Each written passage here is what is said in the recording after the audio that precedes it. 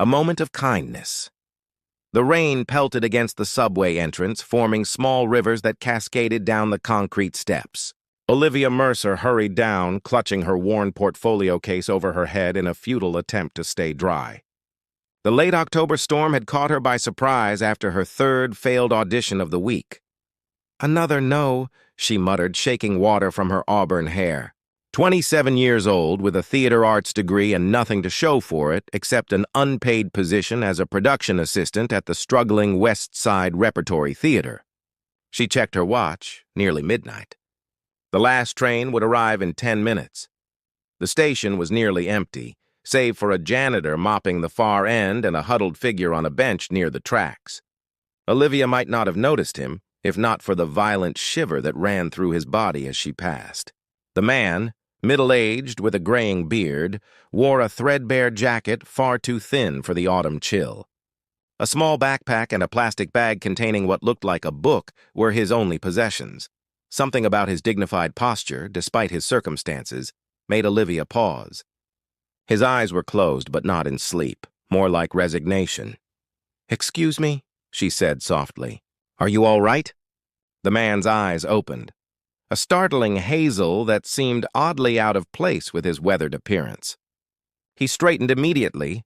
"Quite fine, thank you," he replied, his voice carrying an unexpected eloquence. "Just waiting out the rain?"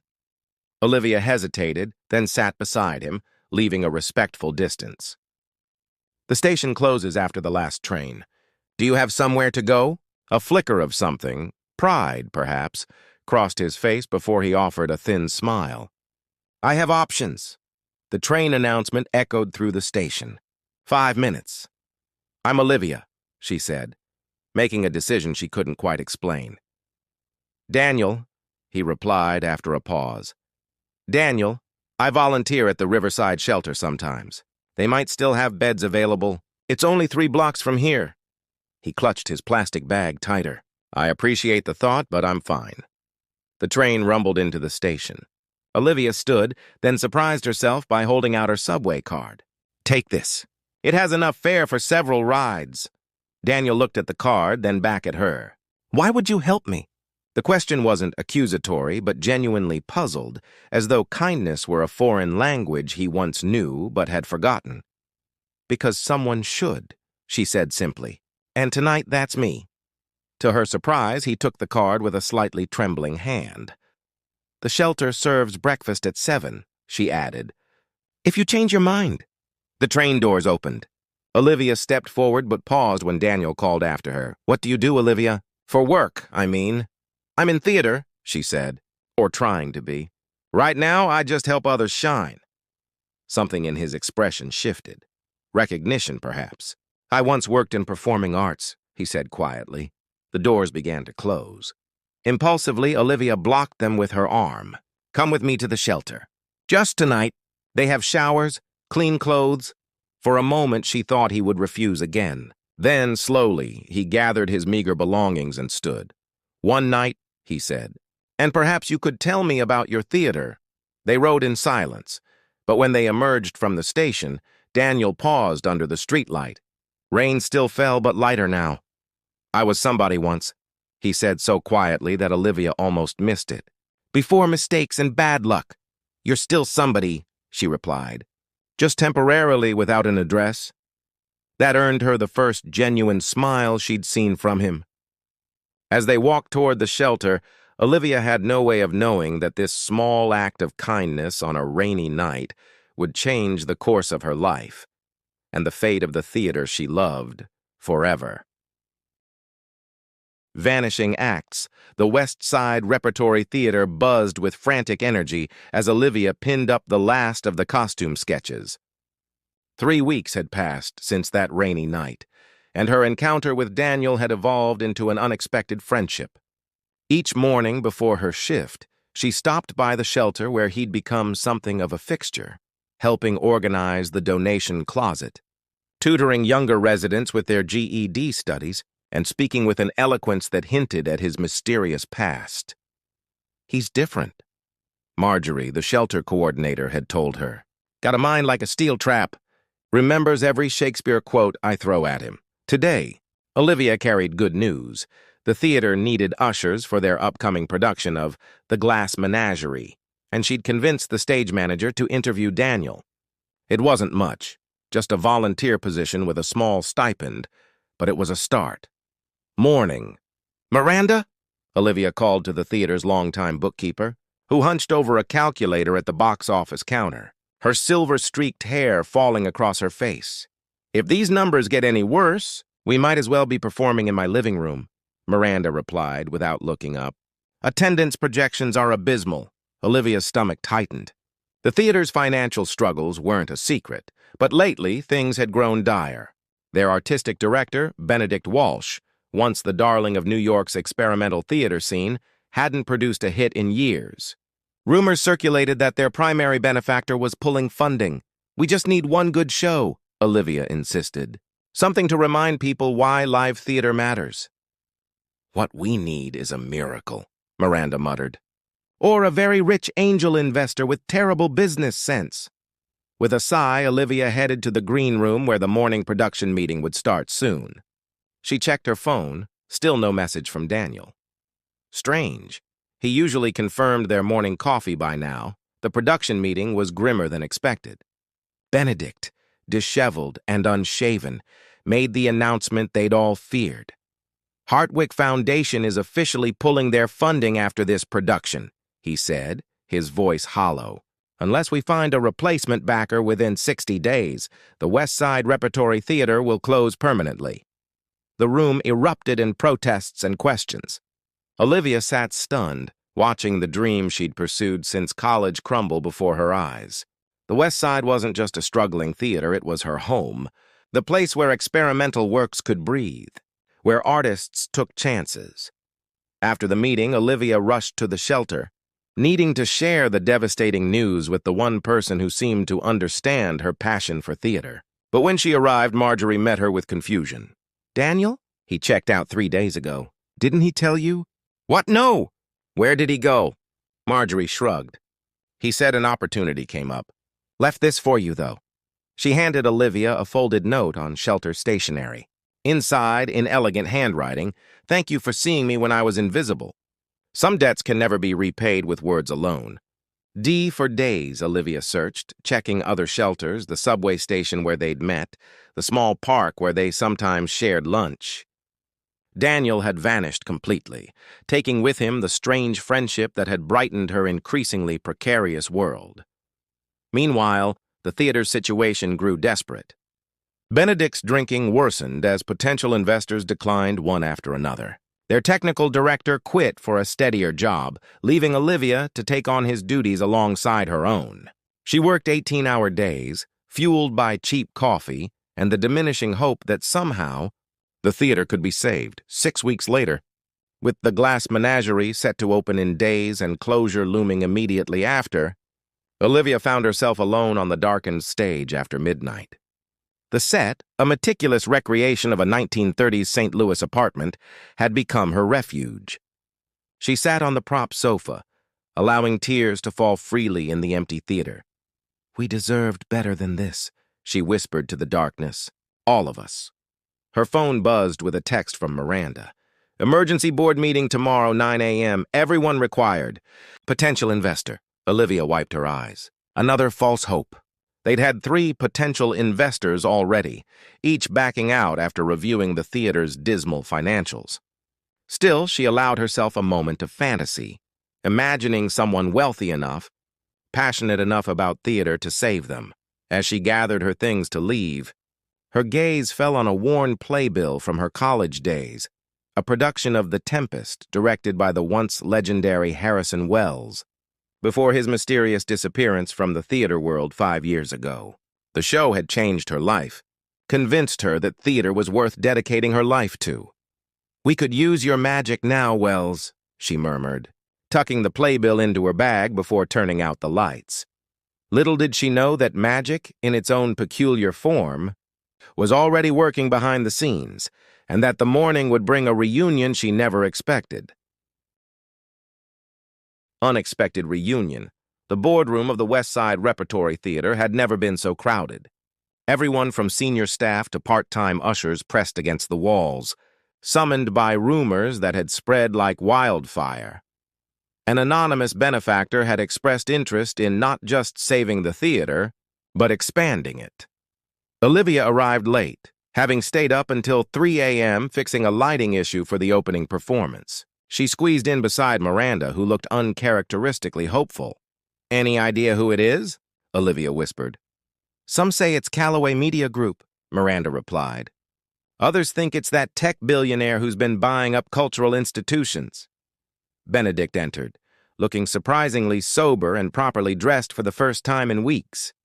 Behind him followed a sharply dressed woman with a sleek briefcase who introduced herself as Veronica Winters, representing Harrison Wells Productions. A murmur rippled through the room. Harrison Wells, the brilliant director who had vanished from Broadway at the height of his success 5 years ago, leaving behind rumors of bankruptcy, scandal, or worse. "Mr. Wells has been reevaluating his relationship with theater," Veronica explained. "He believes the West Side Repertory represents the true spirit of what performance art should be: innovative, accessible, and deeply human." "And where is Mr. Wells?" Benedict asked, clearly skeptical. "Right here," the voice came from the doorway. Olivia turned, and the world seemed to stop. Standing there in an impeccably tailored suit, clean-shaven and commanding, was Daniel. No, not Daniel. Harrison Wells. The homeless man she'd found in the subway station, whose hazel eyes now regarded the room with quiet authority. Their gazes locked. For a fleeting moment, Olivia saw recognition, then something like apology flash across his face before his expression became professionally neutral. "Ladies and gentlemen," he said, addressing the room but somehow speaking directly to her, "I believe in second chances, for people and for institutions that matter." The next hour passed in a blur. Wells outlined his vision. He would purchase the theater outright, expand their educational programs, increase salaries, and fund 3 full seasons of productions. In return, he would serve as executive producer, with Benedict remaining as artistic director. The room erupted in celebration. Staff members wept openly, hugging each other as years of financial anxiety lifted. Through it all, Olivia sat frozen, trying to reconcile the soft-spoken Daniel with this confident, wealthy man who had apparently been playing some elaborate role. As the meeting concluded, people swarmed around Wells, eager to introduce themselves or express gratitude. Olivia slipped out, needing air, needing to process the deception. She found herself on the empty stage again, pacing among the glass menagerie set pieces. Olivia. She turned to find him standing at the edge of the stage. Gone was both the desperate man from the subway and the commanding businessman from the meeting. He stood with his hands in his pockets, suddenly uncertain. "You lied to me," she said simply. "Yes and no." He stepped forward cautiously. "Everything I told you was true. I was somebody, then I lost it all. I just didn't tell you who that somebody was." "Why the charade? Why let me take you to a shelter when you could clearly afford—" "Because 5 years ago I lost my theater company, my reputation, and my purpose through a combination of terrible business decisions and my own arrogance," he interrupted. "I wasn't playing homeless, Olivia. After the bankruptcy, after my partners sued me, after the critics declared me finished, I gave up. I was living on the streets for nearly 3 months before you found me." Olivia struggled to process this. "But now you're back with enough money to buy an entire theater?" "My latest production in London was unexpectedly successful. The comeback story drew investors. Suddenly, the pariah was marketable again." His mouth twisted wryly. "The theater world loves nothing more than redemption narratives."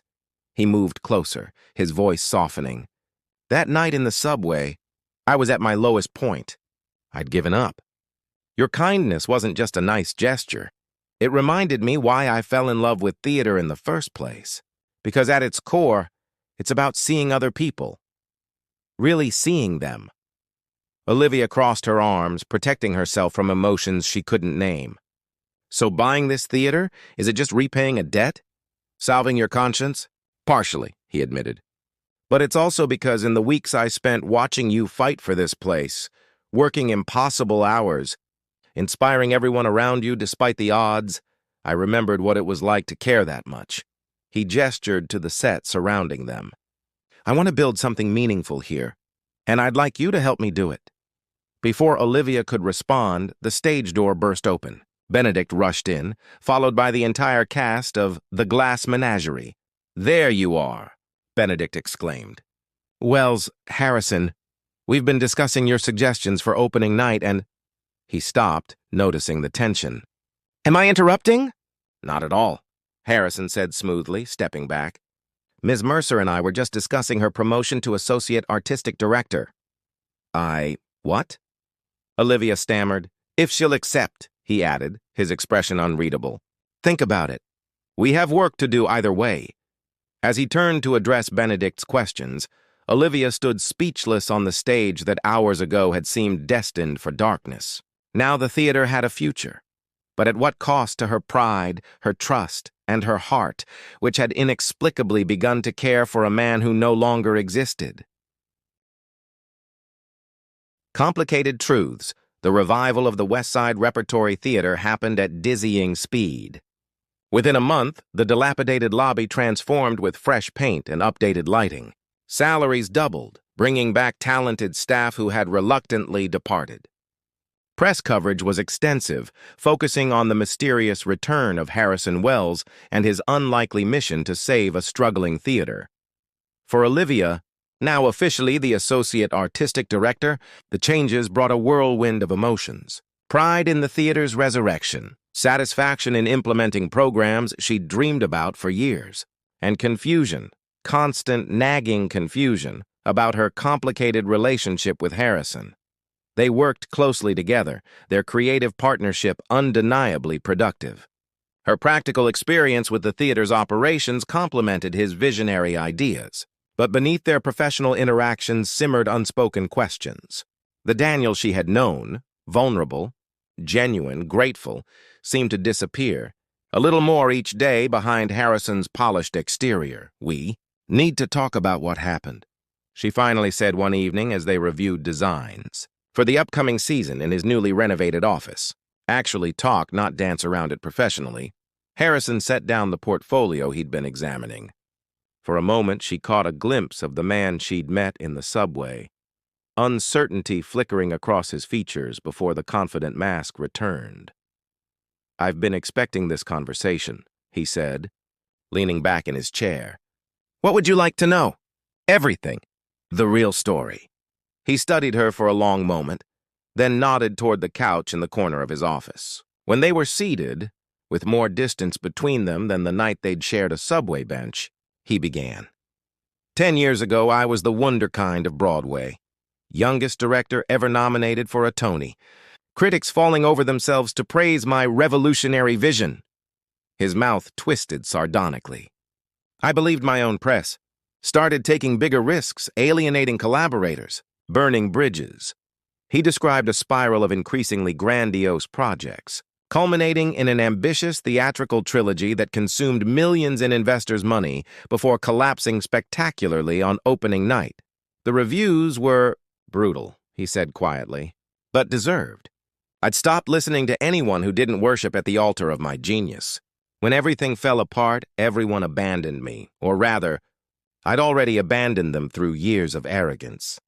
After the bankruptcy, a desperate Harrison had accepted funding from investors of questionable reputation for one last project. When that too failed, the fallout was catastrophic. Legal troubles, threats, and finally a complete nervous breakdown. I gave everything away, what little I had left, and simply walked out of my life. Spent nearly 2 years traveling under assumed names, taking odd theater jobs, trying to remember why I loved this work in the first place. And then I found you on that subway bench," Olivia said softly. "By then, I'd run out of money, out of friends to impose on. I wasn't acting homeless, Olivia. I was homeless." His eyes held hers. "Then a British producer recognized me at a workshop I was quietly attending. Offered me a chance to direct a small production in London's West End. It became an unexpected hit. Investors returned, and suddenly I was Harrison Wells again. Why didn't you tell me when things changed? Why disappear?" His expression darkened. "Because I was ashamed of what I'd become. Yes, But more than that, I was ashamed that the man you helped, the man you showed kindness to, wasn't real. He was just a broken version of someone who'd once been important. Daniel was more real than this. Olivia gestured at his expensive suit, the opulent office. This feels like the performance. Something vulnerable flickered in his eyes. Perhaps you're right. A knock interrupted them. Veronica entered with urgency. Harrison, we have a situation. Edmund Barnwell is here. Harrison's face drained of color. Here? Now? In the lobby. Says he won't leave until he speaks with you. Who's Edmund Barnwell? Olivia asked. The investor I mentioned, Harrison said grimly. The one with questionable connections. I thought I'd settled things with him years ago.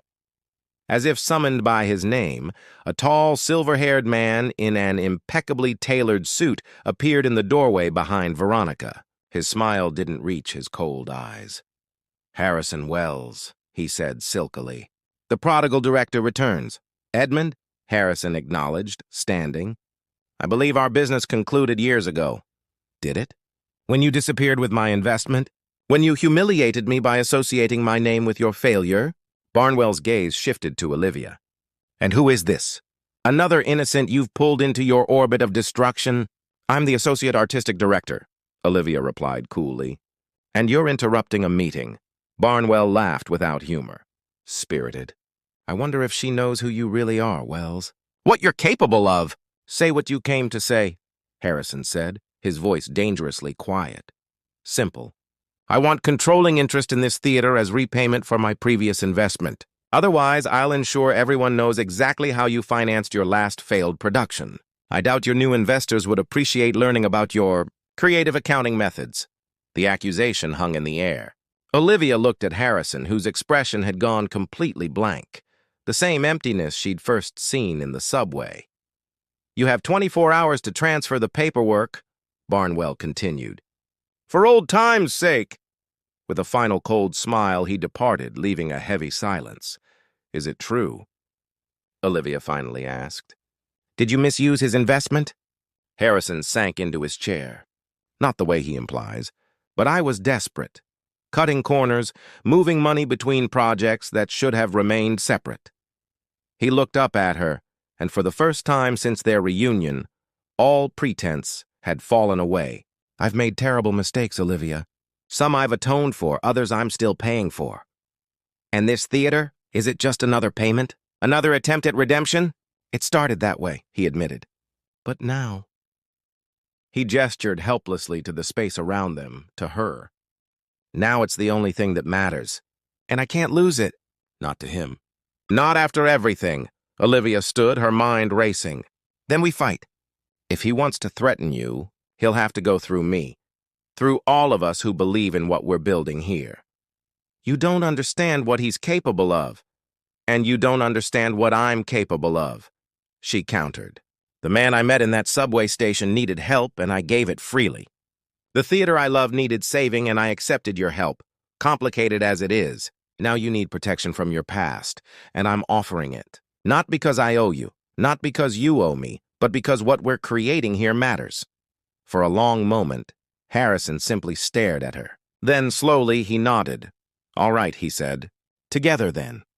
As they began strategizing late into the night, Olivia realized that somewhere between resentment and admiration, between betrayal and understanding, she had begun to care deeply for both versions of this complicated man, Daniel, with his quiet dignity in the face of despair, and Harrison, with his brilliant vision and profound flaws.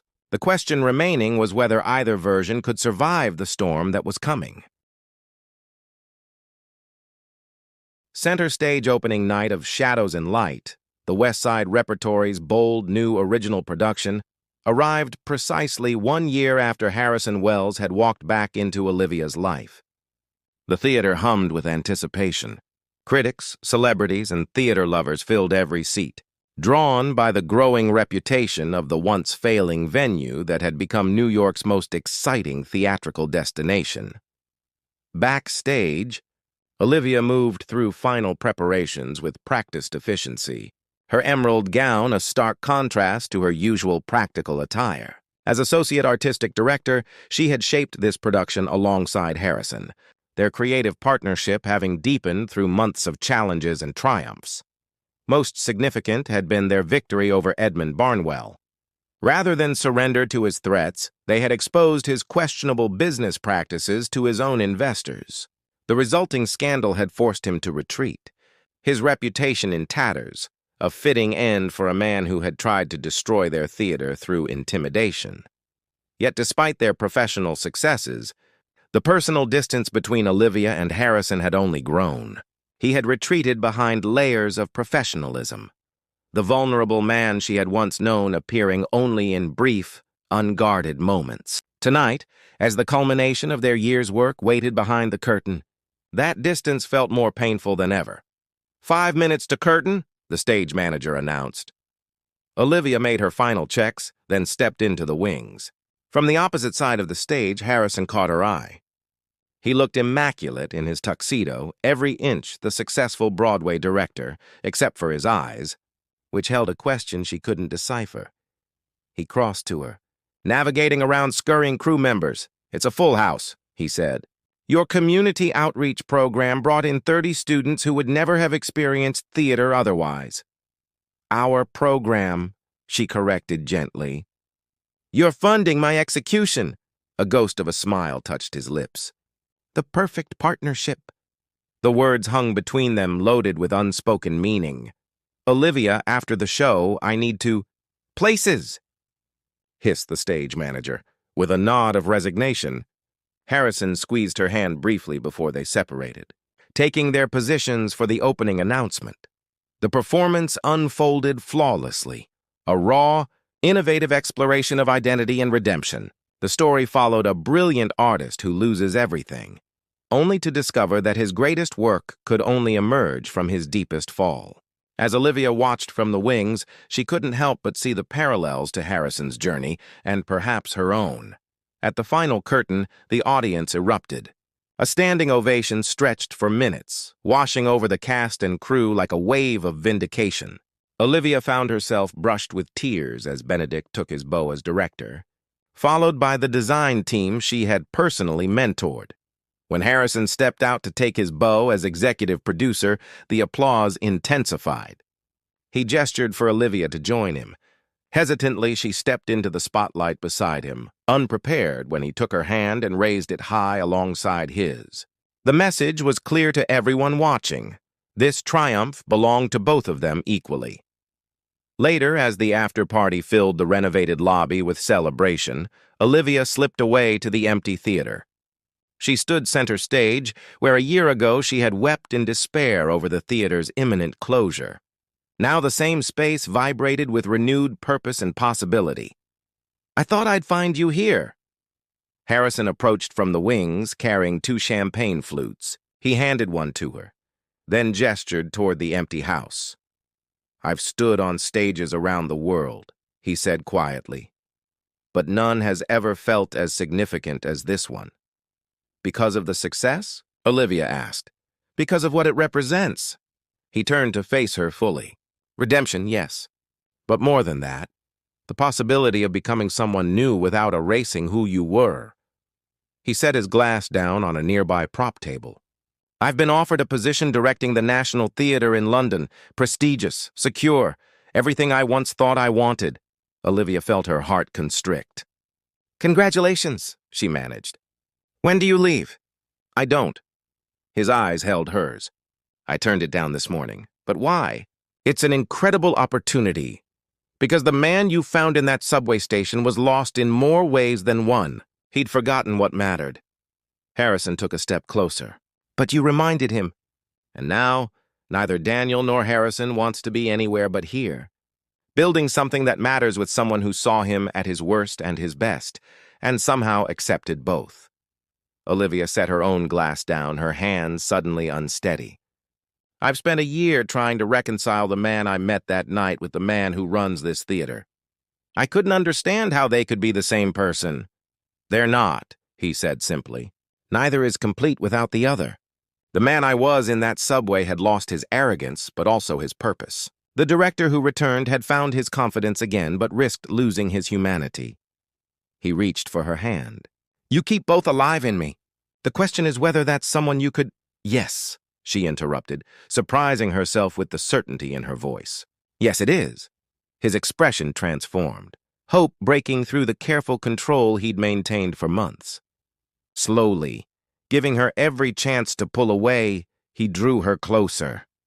I once told you that some debts can never be repaid with words alone, he murmured. I've been trying to show you instead, with every production we've created, every program we've built. It was never about debt, Olivia replied softly. Not for me.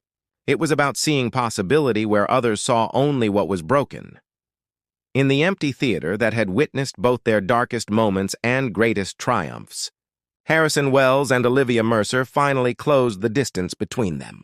Their kiss was both an ending and a beginning, the final act of one story and the opening scene of another. The sound of approaching voices signaled the party guests searching for them. They separated slightly but remained hand in hand. Ready to face them? Harrison asked, nodding toward the wings where shadows of approaching figures appeared. Olivia smiled, squeezing his hand. I think we've earned our moment in the spotlight. Together, they turned to greet the future they had created, not through chance or obligation, but through the transformative power of truly seeing each other in darkness and in light.